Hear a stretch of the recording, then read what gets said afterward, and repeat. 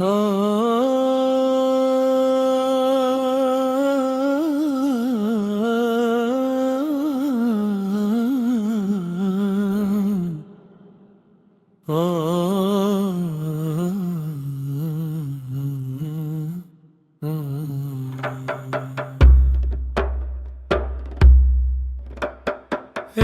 karvanı gelir, menzili cananaya bakın.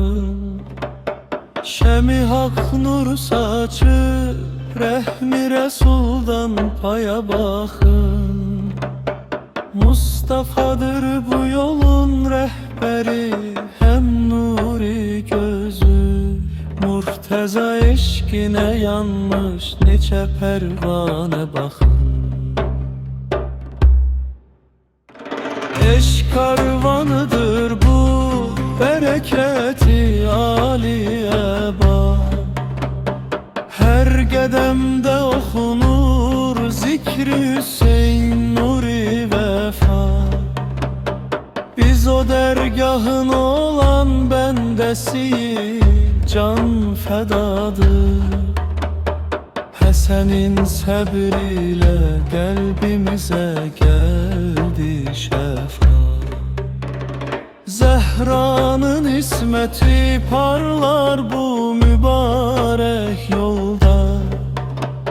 Fatimi eşkiyle güller açar sağ solda.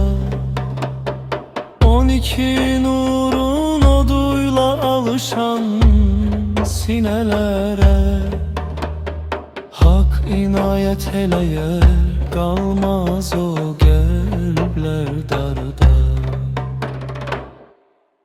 Ey könül sen de koşul buca karvana bugün. Sadigin Bagir'in ilminden oku sen bir düğün. Mehdi'nin nuri geler zulmeti dünya dağılar. Gözleyir yolunu bu karvan onun gün gün. Lebbeyk ya ehli beyt, eşki ile nura doğru. Lebbeyk ya